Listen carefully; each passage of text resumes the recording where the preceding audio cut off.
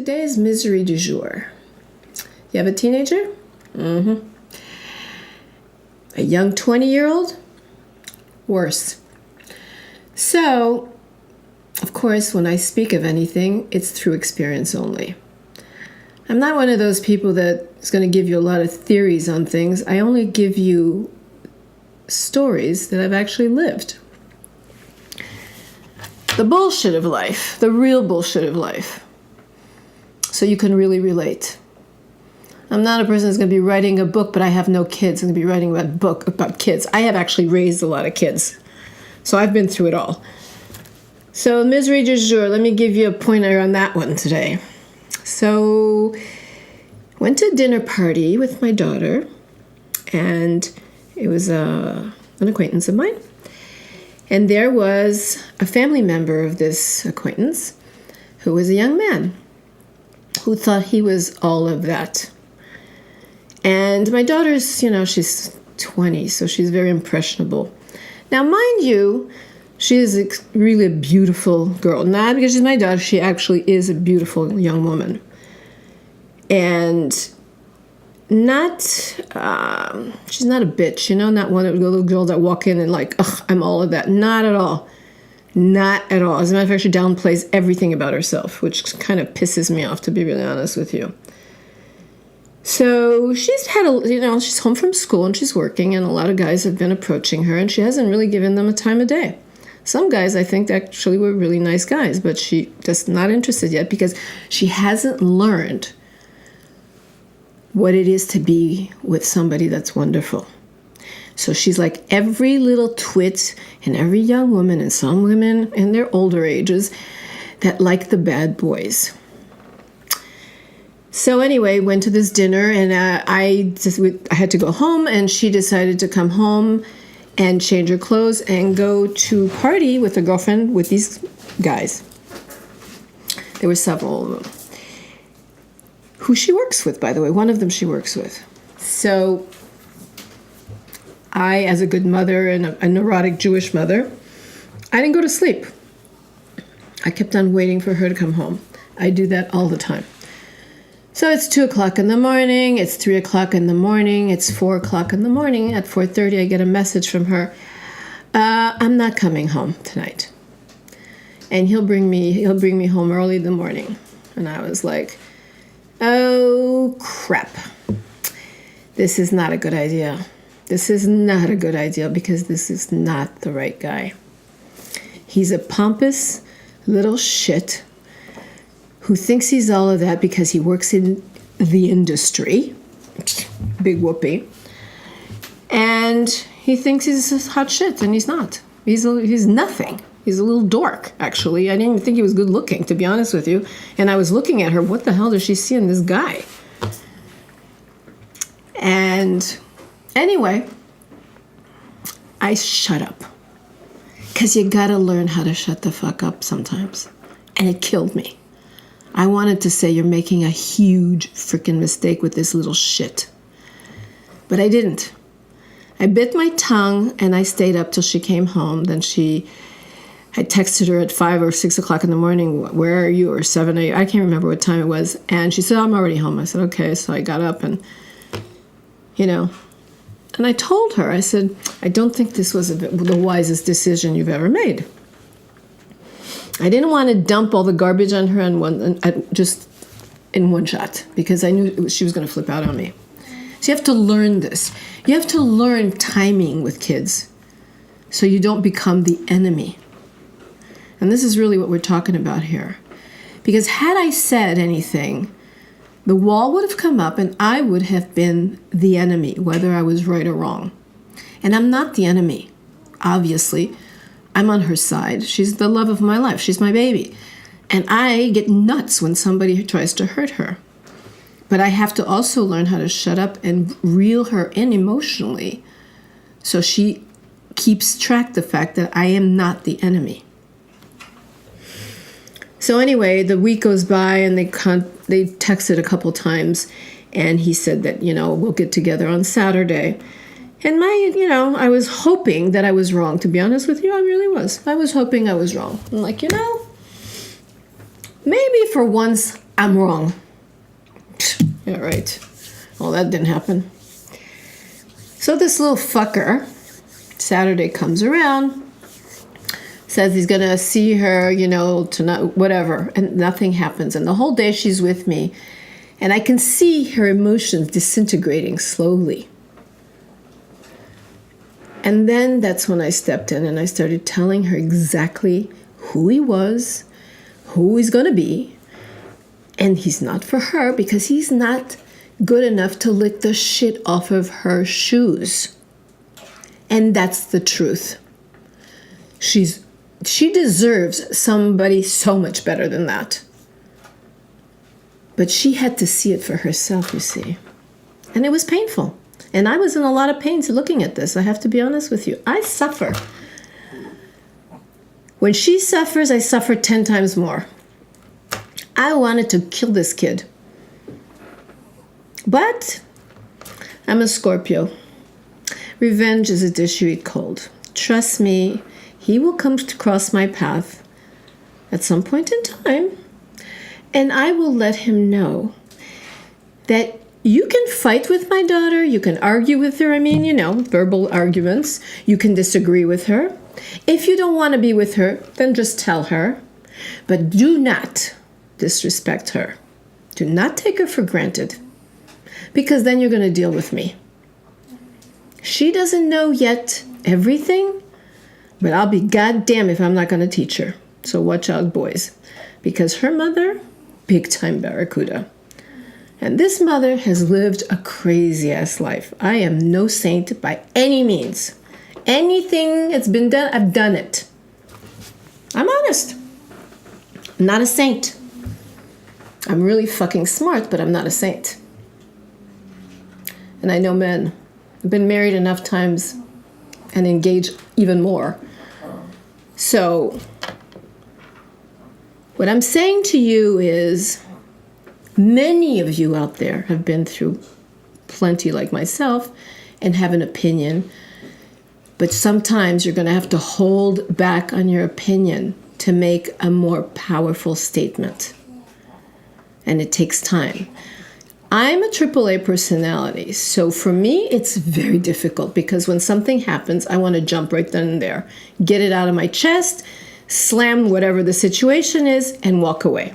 So this is my point with this. You have to really learn. You think you've grown up and you think you know everything, that you're a parent, you have a kid, and you got the school thing going and all this, and you think you got it all together. And then this shit pikes up. And you realize you don't have it all together. Because as they're growing up, you're growing up even more with them. Isn't that a bitch? You think you finally did it and you didn't. That's how I feel anyway. It's like, I'm not even there yet. It's like, shit, I'm 62 years old. You think I'd be there already? No. The minute I think I have it all and I know it all and nothing's going to surprise me, boom, monkey wrench. So it doesn't surprise me, really.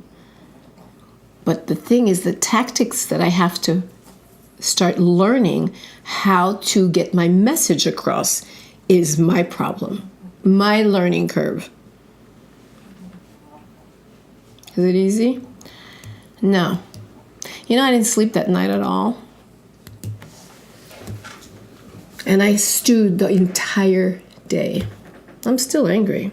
Not as angry, but I'm still angry because I know that I will have the opportunity to slam this little fucker. Because you see, it is important that when somebody does something wrong, they get caught. And you let them know. Because they themselves will never learn how to change. Never. I'll tell you an anecdote that happened. My kid in school had this boy, and they really liked each other. And he used to tease her and whatever. And one day he just slapped her. So she came home and he told him she was just 7 years old and he slapped her. So I called the parents. The mother was in shock. She gave the phone to the father. I repeated this to the father and he said, hold on. The father proceeded to go wake up his kid, and I could hear him screaming at him. What's the matter with you? Are you insane? Do you see me hit your mother? We don't touch women like this. And he went on and on and on, and the kid was crying. And I felt really bad, to be honest with you. But the other side of that was, if you don't handle it with kids, little ones, they forget real fast. So he put him on the phone and made him apologize. And he was crying. And that night, he made him write a letter of apology and bought her a gift as well. So the years have gone by, and somehow they've rekindled their friendship. And they went out to dinner. And it was really funny because he said, one thing about your mother, she made my dad teach me the lesson of a lifetime that I will never, ever forget. And they had a good laugh over it. You see, it's important. Don't let things slide. This little pisher fucker who thinks he's all of that, he's going to get it from me in a very, very specific way, in which I will let you know when it happens, because I'm sure you'll enjoy it. Sweet revenge. But he's got to learn how to get off his pedestal and treat women better. Because you know what? His parents did not teach him this. That's the problem. His ego is way ahead of himself. And down the road, he's going to be the unhappy one. Not my daughter, him. Because happy wife, happy life. And he doesn't get it. It starts at the sea level. You respect women, and you get respect in return. It's all how we raise our kids. So how are you raising your kid, huh? Is your son entitled? Is your daughter entitled? Because this is when you need to slap them down. It's not about when they're just living with you, you see. It's when they go out there in the real world. How do they behave? Well, this boy obviously does not behave properly, and I know for a fact that he does this on a regular basis. This is who he is. I saw him.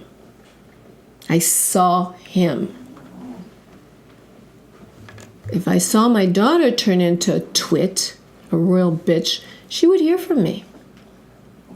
I would say something. I remember when she had a boyfriend for a while, and they used to, not that he was a saint, but sometimes she could be a little bitchy to him, and I would take his side. I actually did. I'd look at him and her, and I'd say, what are you putting up with her shit for? She's being a bitch to you right now. You have to see the picture clearly. Not easy. It's not easy. It's like when I say my daughter is beautiful. Now, she is fucking beautiful. If she was not beautiful, I wouldn't say she's ugly, obviously, but I would not elaborate on her beauty. Because I see the picture clearly. I know what her shortcomings are. She's not, she's not perfect. Of course she's not. No kid is. Oh, you're enjoying the snoring, by the way? That's George. And this is George, my son. Introduce you to George. This is my boy. He's perfect. Right, George? You're perfect. Yeah. He's perfection. God made him perfect. No, he doesn't want to be with me, I guess. I'm not perfect enough. Anyway, raising kids is not easy, and it never ends. Don't think that you have a kid, you're going to have a baby, and you're going to put it through school, and everything's going to be hunky-dory, it's going to turn into a teenager, you'll go through a few, years of toughness with them, and then they're going to finish college, and they'll get their job, and everything is hunky-dory. No. Not at all. When you lay that kid out of your belly, honey, it's a lifetime commitment. You get it? Everything that is going to go wrong is going to affect you 1,000 times more than it affects this child. Because this child is going to go through its growth. And the growth is never easy in a human being. It's always through pain. You can tell him the fire is hot. The little fucker's going to touch it anyway. It's just the way it is. But you got to learn to shut up sometimes. hold back and then say what you have to say. And sometimes you just have to jump in right then and there and make a gargantuan statement. This is where the difficulty comes in. I know you've all heard this before because all every mother's ever said that. You know, small kids, small problems, big kids, big problem. Girl, she wasn't fucking kidding, my mother. My mother had a saying, raising kids is like raising dogs so they can bite you better. You get it? Did you get it? Yeah, well, I've been bitten in the ass plenty by my kid. And she's a good kid. It's just life. Be kind, be generous, be patient. And most of all, whatever you're going to do or say, do it with love. Even if you're pissed off, you got to do it with love. Because it's the only way it's going to get through. It's the only way it's going to get through. You cannot reject your children, annihilate them because they're behaving the way you don't want them to behave. That's not the way it works. When they start behaving the way you don't want them to behave, you have to reel them in closer. You remember the old saying, keep your friends close and your enemies closer? Well, when they start misbehaving, they are the enemy at that moment in your world. So you keep them real close. You reel them right under that wing and you don't let them breathe. That's how you do it. No breathing space. They should have done that with that guy. They should have done that with him. But I can assure you, after when they see this video, and I'm sure that his parents will see it too, because I'm going to make a point for him to see this, things will change. He needs to feel embarrassed of his behavior. Because he's not all of that. And even if he was all of that, even if your kid is all of that, he should never, ever treat another human being like that. I don't care who it is. Teach your kids respect for others, for the elderly, for the disabled, for the children, for animals. If you teach them respect for everything that lives on this planet, you did a good job. You did a really good job. Bravo. I salute you then. Until then, I'm going to be down on your neck, hanging there at your jugular going, you're fucking up. On those words, I hope you have a lovely day, and I hope that next week is a much better fucking week. Ciao.